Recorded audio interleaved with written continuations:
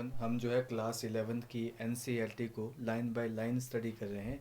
और आज का जो हमारा टॉपिक है that is dark phase of the photosynthesis. देखो, हमने जब फोटोसिंथेसिस को स्टडी किया था तो मैंने आपको बताया था कि फोटोसिंथेसिस जो होती है दो फेजेस में चलती है। लाइट फेज में चलती है, लाइट रिएक्शन जिसको हम बोलते हैं, एंड डार्क रिएक्शंस में चलती है जिसको हम कार्बन रिएक्शन या बायोसिंथेटिक फेज भी ये बोलते हैं। ठीक है, तो लाइट रिएक्शंस हमने कंप्लीट कर लिए हैं।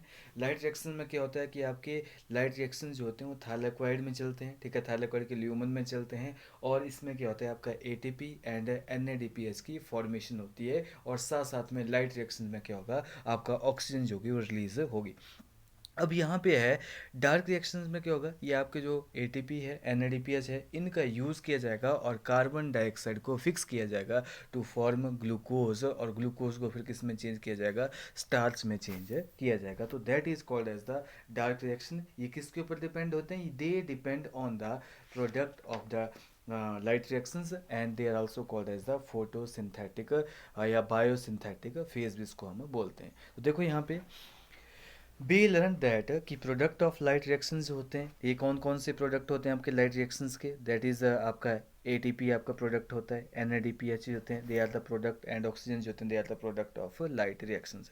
ऑफ दीज ऑक्सीजन जो होती है ये डिफ्यूज़ हो जाती है क्लोरोप्लास्ट से बाहर, और क्या होता है ये ऑक्सीजन जो होते हैं हमारे फोटोसिंथेसिस में रिलीज होती है, कहाँ होती है, लाइट रिएक्शन में होती है। ठीक है, लेकिन जो आपके एटीपी है और एनएडीपीएच है, ये क्या करेंगे, इनका हम यूज़ करेंगे, इस एनर्जी का हम यूज़ करेंगे टू सिंथेसाइज द फूड। और मोर एक्यूरेटली क्या होगा, यहाँ पे शुगर फॉर्मेशन जो है की जाएगी। ठीक है, this is called as the dark reaction, और इसी को हम क्या बोलते हैं, बायोसिंथेटिक फेज बोलते हैं फोटोसिंथेसिस की। और ये कहाँ चलती हैं, आपके स्ट्रोमा ऑफ क्लोरोप्लास्ट में चलती हैं। दिस प्रोसेस जो होती हैं does not directly depend on the presence of light. ये जो डार्क रिएक्शंस होते हैं, ये बायोसिंथेटिक रिएक्शंस जो होते हैं, ये डायरेक्टली जो होते हैं आपके लाइट के ऊपर डिपेंड नहीं करते हैं, लेकिन ये लाइट रिएक्शंस के product that is ATP and NADPS के ऊपर क्या करते हैं, डिपेंड करते हैं। तो दीज प्रोसेस जो होते हैं that directly depend on the, that does not directly depend upon presence of light but is dependent on the product of the light reaction that is ATP and NADPH.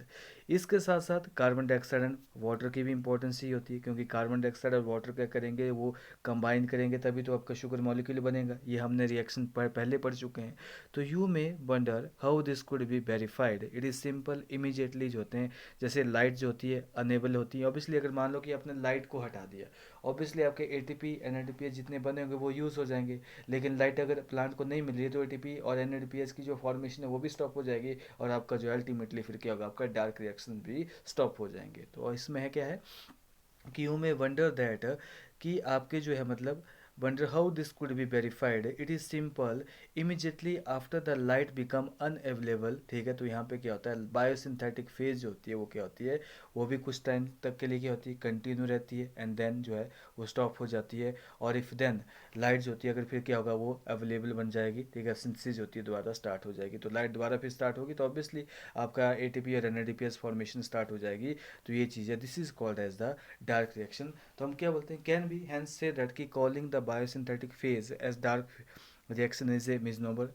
Discuss the among us. ठीक है, बोलने का मतलब क्या है कि dark phase का मतलब ये नहीं है कि ये रिएक्शंस आपके लाइट लाइट इंडिपेंडेंट है या डार्क नाइट के टाइम होते हैं, ऐसा नहीं है। ये रिएक्शंस जो होते हैं ये दिन के टाइम ही होते हैं। ठीक है, और ये रिएक्शन जो होते हैं इनडायरेक्टली जो होते हैं लाइट रिएक्शंस के ऊपर, लाइट के ऊपर क्या होते हैं, इनडायरेक्टली ये रिएक्शंस जो होते हैं डिपेंड करते हैं। अगर लाइट नहीं होगी तो ऑब्वियसली रिएक्शन भी नहीं होंगे। क्यों, क्योंकि आपके एटीपी और एनएडीपीएस की जो है अमाउंट जो है, क्वांटिटी जो होगी वो कम हो जाएगी।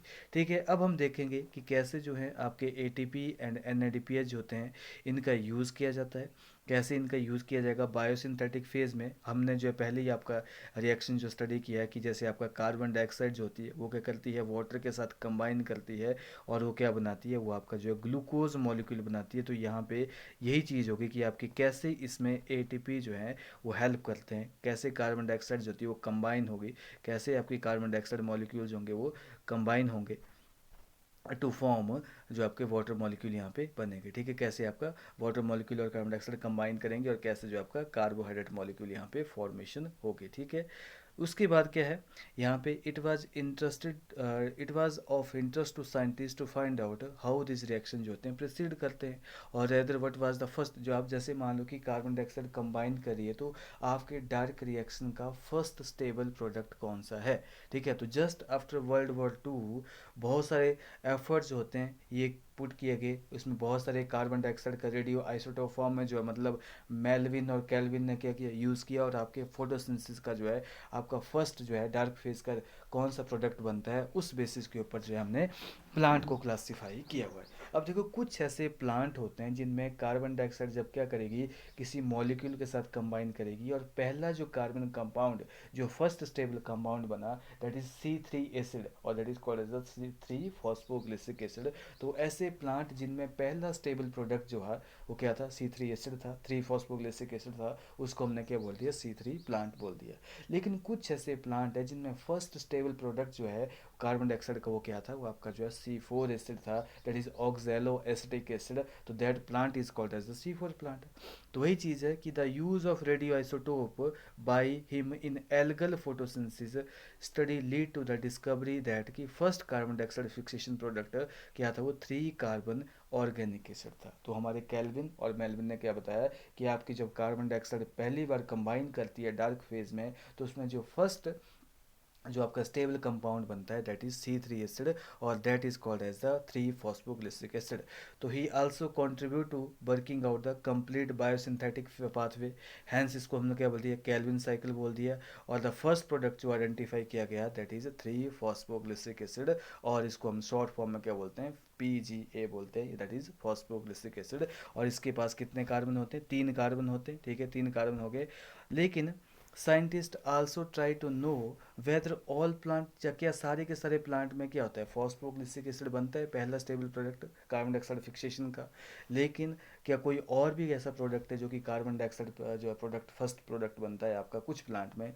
तो ऐसे बहुत सारे एक्सपेरिमेंट किए गए अदर प्लांट के ऊपर भी, लेकिन एक और प्लांट का ग्रुप जो है डिस्कवर किया गया जिसमें कार्बन डाइऑक्साइड फिक्सेशन का सबसे फर्स्ट प्रोडक्ट क्या था, वो C4 एसिड था, और that acid is called as the 4 carbon compound oxaloacetic acid जो है। एंड ऐसे प्लांट जिनमें जो है first carbon fixation stable products जो अगर C3 कंपाउंड है then they plant is called as a C3 plant वे, C3 प्लांट बोलेंगे। और ऐसे प्लांट जिनमें C4 जो आपका कार्बन जो है 4 कार्बन कंपाउंड वाला फर्स्ट स्टेबल कंपाउंड बनता है, वैसे जो हम क्या बोलेंगे, उनको हम क्या बोलेंगे, that is called as C4 plant, and that show the C4 pathway लिखा हुआ है। Since then carbon dioxide assimilation जो होती है ड्यूरिंग फोटोसिंथेसिस होती है, बात said to be 2 main type की होती है। कार्बन डाइऑक्साइड अगर फिक्सेशन होगी हमारे डार्क फेज में तो 2 टाइप की होती है। Those plant in which first product जो था कार्बन डाइऑक्साइड फिक्सेशन का क्या था, C3 एसिड था, उसको हमने क्या बोल दिया, C3 पाथवे बोला। And those in which first product जो था वो C4 था, that is called as a C4 pathway था। और ये जो आपके ऐसे प्लांट जिनको हम क्या बोलेंगे, C3 प्लांट और C4 प्लांट, इनको हम डिटेल में जो है मतलब स्टडी करेंगे। C3 साइकिल को स्टडी करेंगे और C4 साइकिल को भी स्टडी करेंगे। तो वही चीज़ है कि आपके जो है जो डार्क रिएक्शन है वो क्या बताते हैं कि आपकी कार्बन डाइऑक्साइड को कैसे फिक्स किया जाएगा। कुछ प्लांट में क्या होता है, C3 साइकिल चलता है, कुछ में C4 साइकिल चलता है, और भी होते हैं आपके जो मतलब स्कैम प्लांट होते हैं जिसमें क्रेस्टोलेशन एसिड मेटाबॉलिज्म चलता है। ऐसे डिफरेंट वे होते हैं जिसमें कार्बन डाइऑक्साइड जो होती है वो ग्लूकोज में, फ्रक्टोज में या स्टार्च की फॉर्म में जो होती है वो चेंज की जाती है। तो आपके लाइट रिएक्शन जो थे that is discover by Robert हिल, ये भी आपने याद रखना है कि लाइट रिएक्शन को डिस्कवर किसने किया था, रॉबर्ट हिल ने किया था।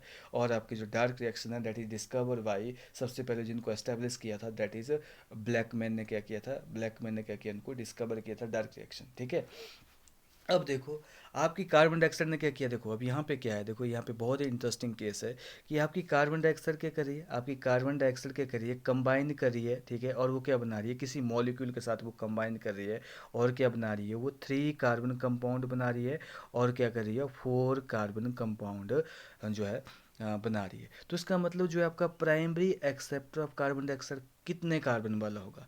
इसके लिए बहुत ज़्यादा स्टडी हुई कि हो सकता है कि आपकी कार्बन डाइऑक्साइड के पास एक कार्बन है, जब वो किसी प्राइमरी एक्सेप्टर के साथ कंबाइन करेगी तो क्या बनाएगी, वह तो 3 कार्बन कंपाउंड बनाएगी प्लांट में, या तो 4 कार्बन कंपाउंड बनाएगी। तो हो सकता है कि मतलब आपका जो प्राइमरी एक्सेप्टर था जो कि कार्बन को एक्सेप्ट कर रहा था, वो हो सकता है कि 2 कार्बन वाला हो सकता है या तो 3 कार्बन वाला हो सकता है। ऐसी डिस्कवरी जो है, ऐसी रिसर्च जो है मतलब बहुत सालों तक हुई, लेकिन बाद में जो है मतलब ये साइंटिस्ट को जो है मतलब नॉलेज में आया कि आपका जो फर्स्ट प्राइमरी एक्सेप्टर था कार्बन डाइऑक्साइड का, वो 5 कार्बन कंपाउंड था, that is 5 carbon compound, and that is ribulose 1,5 biphosphate जो था वो, दैट इज द जो है 5 कार्बन कंपाउंड जो होता है वो कार्बन को एक्सेप्ट करता है और वो 2 मॉलिक्यूल ऑफ फॉस्फोग्लिसरिक एसिड में जो होता है वो चेंज हो जाता है। देखो, let us now ask ourselves a question that was asked by the scientists who were struggling to understand the dark reaction. Dark reaction को स्टडी कर रहे थे, तो हाउ मैनी कार्बन एटम जो होंगे वो कितने प्रेजेंट होंगे उस मॉलिक्यूल में जो कार्बन को एक्सेप्ट करेगा। ठीक है, उसके पास हो सकता है 3 कार्बन एटम हो सकते हैं, ठीक है, जैसे आपका 2 कार्बन हो सकते हैं। तो स्टडीज़ पर वेरी अनएक्सपेक्टेडली जो थे, सो दैट कि एक्सेप्टर मॉलिक्यूल क्या था आपका जो है मतलब 5 कार्बन जो था वो कीटोज ग्रुप था। ठीक है, आपका 5 कार्बन जो है, 5 कार्बन क्या करेगी, एक कार्बन डाइऑक्साइड के साथ क्या करेगी, जब वो कंबाइन करेगी तो क्या बनेगा, यहाँ पे 6 कार्बन कंपाउंड बनेगा। लेकिन ये 6 कार्बन कंपाउंड क्या था, ये बहुत ही अनस्टेबल था और ये 2 मॉलिक्यूल ऑफ 3 कार्बन कंपाउंड यानी कि 3 फॉस्फोग्लिसरिक एसिड में जो है चेंज हो जाएगा। ठीक है, तो यहाँ पे क्या है कि आपका जो पहला जो कार्बन का एक्सेप्टर था, that is 5 carbon ketose sugar, that is ribulose biphosphate. और did any of you think of this possibility, क्योंकि डोंट नॉट वरी, साइंटिस्ट ने क्या किया, बहुत ज़्यादा टाइम लगा दिया। उनको क्या था, उनका मतलब ये मानना था कि जैसे पहला कंपाउंड जो बनता है वो 3 कार्बन कंपाउंड है, तो हो सकता है कार्बन जो है जिसके पास एक कार्बन होता है वो हो सकता है 2 कार्बन मॉलिक्यूल या 3 कार्बन मॉलिक्यूल ने एक्सेप्ट किया होगा, तभी तो आपका 3 कार्बन जो है मतलब यहाँ पे कंपाउंड बना। इसके लिए उन्हें काफ़ी ज़्यादा टाइम लगा दिया। लेकिन बाद में जब उनको पता चला कि ये जो है कार्बन डाइऑक्साइड को का प्राइमरी एक्सेप्टर कौन होता है, आपका 5 कार्बन जो है कंपाउंड होता है, दैट इज रेबुलोज बाई फॉस्फेट जो होता है, बिस फॉस्फेट जिसको हम बोलते हैं। तो ये क्या है कि scientist also took a long time and conducted many experiment to research this conclusion. ठीक है, और दे आल्सो बिलीव दैट कि सिंस फर्स्ट प्रोडक्ट जो था वो क्या था, C3 एसिड था, तो इसका मतलब क्या है कि आपका प्राइमरी एक्सेप्टर जो होगा वो 2 कार्बन कंपाउंड ही होगा। और उन्हें बहुत सारे टाइम जो है इसी के ऊपर जो है रिसर्च करने के लिए ऊपर लगा दिया कि आपका 2 कार्बन कंपाउंड ही क्या होगा, प्राइमरी एक्सेप्टर होगा कार्बन डाइऑक्साइड का स्टोमा के अंदर। लेकिन बाद में वो डिस्कवर करते हैं ठीक है 5 कार्बन कंपाउंड क्या करेगा, वो आपका जो है मतलब एक्सेप्ट करता है हमारे जो है कार्बन डाइऑक्साइड को। तो 5 कार्बन प्लस 1 कार्बन डाइऑक्साइड में एक कार्बन होती है तो 6 कार्बन बन गया, और यहाँ पे 2 मॉलिक्यूल बनते हैं आपके C3 एसिड के। तो इसका मतलब क्या, 3 + 3 इज इक्वल टू 6। तो यहाँ पे ये जो है कंपाउंड था। यानी कि अगर क्वेश्चन आए कि आपका जो है प्राइमरी एक्सेप्टर कौन है कार्बन डाइऑक्साइड का, ठीक है, C3 प्लांट में, then it is 5 carbon compound, that is ribulose 1,5 biphosphate या बिस फॉस्फेट इसको हम बोलते हैं, राइबोलोज बिस फॉस्फेट जो था वो क्या था, उसका प्राइमरी एक्सेप्टर था। अब देखो C3 प्लांट में केल्विन साइकिल कैसे चलता है। ठीक है, देखो केल्विन साइकिल जो होता है वो C3 प्लांट में उसके पास 3 फेजेस होती है। ठीक है, इसमें आपने याद रखना है कितने ATP यूज़ होंगे और कितने NADPH यूज़ होंगे। यहाँ से आपका एग्जाम में जो है ATP और NADPH से क्वेश्चन जो है बनते हैं। ठीक है, केल्विन एंड हिज को वर्कर ने क्या किया, बहुत सारे पाथवे के ऊपर जो है मतलब आपके इस C3 पाथवे के ऊपर बहुत सारा काम किया, और उन्हें क्या बताया कि इस पाथवे को हम साइक्लिक मैनर में क्या कर सकते हैं, रिप्रेजेंट कर सकते हैं। और कैसे जो मतलब RUBP जो कार्बन को एक्सेप्ट करता है वो दोबारा रीजनरेट हो जाता है साइकिल में, हम डिटेल में स्टडी करेंगे। हम जो है ये डिटेल में स्टडी करेंगे कैसे केल्विन साइकिल में शुगर जो होती है वो सिंथेसाइज की जाती है। तो let us at outset of understand clearly show करते हैं कि केल्विन पाथवे जो होता है वो कहाँ होता है, वो सभी फोटोसिंथेटिक प्लांट में होता है। ऐसा नहीं कि केल्विन साइकिल जो होता है केवल C3 प्लांट में ही चलता है। याद रखना है कि C3 साइकिल जो होता है या केल्विन साइकिल जो होता है सभी प्लांट में होता है। सभी प्लांट में C3 प्लांट जो होता है वो C3 साइकिल जो होता है प्रेजेंट होता है। ऐसा नहीं कि C3 प्लांट में ही होगा, लेकिन ऐसा होगा कि मतलब ये सभी प्लांट में जो है C3 साइकिल चलता है। इट डजेंट मैटर चाहे वो C3 प्लांट हो, इट डजेंट मैटर चाहे वो C4 हो, इट डजेंट मैटर चाहे वो कैम क्रेसुलेशन एसिड मेटाबॉलिज्म शो करने वाले हो, तो ये सभी में जो होगा आपका C3 साइकिल जो है चलता है। ये भी आपने याद रखना है। अब देखो यहाँ पे हमने अपनी अंडरस्टैंडिंग के लिए क्या किया है, हमने जो है मतलब इसको जो है मतलब 3 फेजेस में डिवाइड किया है। इसको आप डायग्राम के थ्रू जो है मतलब स्टडी कर सकते हैं, ठीक है। सबसे पहली स्टेज आती है आपकी कार्बोक्सिलेशन। देखो रुबलोज 1,5 बिस फॉस्फेट जो है ये क्या है, आपका प्राइमरी एक्सेप्टर है कार्बन डाइऑक्साइड का। यहाँ पे कार्बन डाइऑक्साइड क्या क्या करेगा, ये एक्सेप्ट करेगा। तो फोटोसिंथेटिक कार्बोक्सिलेशन जो होती है इसमें क्या होता है, एक प्राइमरी एक्सेप्टर की रिक्वायरमेंट होती है, दैट इज राइबोलोज 1,5 बाइसफॉस्फेट। बाइसफॉस्फेट क्या करेगा, एक्सेप्ट करेगा कार्बन डाइऑक्साइड को, एंड ये क्या बनाएगा, ये दो मॉलिक्यूल बनाएगा आपके किसके, आपके 3 फॉस्फोग्लिसरिक एसिड के दो मॉलिक्यूल क्या करेगा, मतलब ये बनाएगा, ठीक है। तो रुबलोज 5 फॉस्फेट क्या है, ये 5 कार्बन कंपाउंड है। एक कार्बन आपके कार्बन डाइऑक्साइड के साथ है, और यहाँ पे कार्बोक्सिलेशन हुई, यानी कि कार्बन डाइऑक्साइड का एडिशन हुआ, और it will going to change into दो मॉलिक्यूल ऑफ 3 फॉस्फोग्लिसरिक एसिड। तो यहाँ पे क्या है कि फोटोसिंथेटिक आपका कार्बोक्सिलेशन जो होता है इसमें क्या करेगा, आपका राइबोलोज 1,5 बाई फॉस्फेट क्या करेगा, कार्बन डाइऑक्साइड के साथ कंबाइन करता है फर्स्ट स्टेप में, और क्या बनते हैं, दो मॉलिक्यूल ऑफ फॉस्फोग्लिसरिक एसिड के बनते हैं। और इस स्टेप को जो है किसके द्वारा जो है कैटलाइज किया जाता है, by enzyme that is called as a rubisco enzyme, ठीक है। Most abundant, rubisco is the most abundant protein in the biological world. और कार्बन डाइऑक्साइड क्या करेगी, यहाँ पे राइबोलोज 1,5 बाइसफॉस्फेट में क्या करेगी, कंबाइन करेगी, और दो मॉलिक्यूल ऑफ 3 फॉस्फोग्लिसरिक एसिड के बनते हैं। और ये रिएक्शन जो होता है इसको कैटलाइज किया जाएगा by an enzyme that is called as the rubisco. तो this is the first step of carbon dioxide fixation. आप देख सकते हैं यहाँ पे क्या हुआ, कार्बो कार्बोक्सिलेशन क्या है, is the fixation of carbon dioxide into A stable organic compound, ठीक है। यहाँ पे कार्बोक्सिलेशन जो है मोस्ट क्रूशियल स्टेप है कैल्विन साइकिल में, जहाँ पे कार्बन डाइऑक्साइड को यूटिलाइज किया जाता है और राइबोलोज 1,5 बिस फॉस्फेट की कार्बोक्सिलेशन की जाती है। और this reaction is catalyse by RUBP carboxylase, Rubisco के द्वारा जो होता है इसको कैटलाइज किया जाएगा, जो क्या करेगा, वो दो मॉलिक्यूल ऑफ फॉस्फोग्लिसरिक एसिड बनाएगा। और सिंस दिस एंजाइम जो होता है इसमें ऑक्सीजनेशन प्रॉपर्टी भी है, कार्बन डाइऑक्साइड को भी ये क्या कर रहा है, ऐड कर रहा है, लेकिन ये ऑक्सीजन को भी ऐड करता है, वो डिपेंड करता है कंसंट्रेशन कितनी है। तो इस एंजाइम को जो हम राइबोलेज बाइफॉस्फेट कार्बोक्सिलेज और ऑक्सीजनेज रुबिस्को एंजाइम भी बोलते हैं। क्यों, क्योंकि ये कार्बन की एडिशन भी करवाता है और ऑक्सीजन की एडिशन भी करवाएगा, लेकिन यहाँ पे केवल और केवल किसकी एडिशन होगी, कार्बन डाइऑक्साइड। इसके पास प्रॉपर्टी दोनों की है, इसको हम क्या बोलते हैं, इसको रुबिस्को एंजाइम बोलते हैं। It is the most abundant protein जो होती है that is present in the हमारे बायोलॉजिकल वर्ल्ड में। तो फर्स्ट स्टेप हो गया, आपके दो मॉलिक्यूल क्या बन गए, आपके फॉस्फो ग्लिसरिक एसिड के बन गए। अब क्या होगा, यहाँ पे होगा ग्लाइकोलिसिस का रिवर्सल। यहाँ पे क्या होगा, ग्लाइकोलिसिस का रिवर्सल होगा। यहाँ पे 3 फॉस्फोग्लिसरिक मॉलिक्यूल्स होंगे, ठीक है। 3 फॉस्फोग्लिसरिक मॉलिक्यूल्स होंगे, ऑब्वियसली इसको किस में चेंज किया जाएगा, इसको जो मतलब ट्राइयोड फॉस्फेट यानी कि डाई हाइड्रोक्सी एसीटोन और ग्लिसरल 3 फॉस्फेट में, इसको हम ग्लाइकोलिसिस में पढ़ेंगे। और क्या किया जाएगा, उसको ग्लूकोज में चेंज किया जाएगा।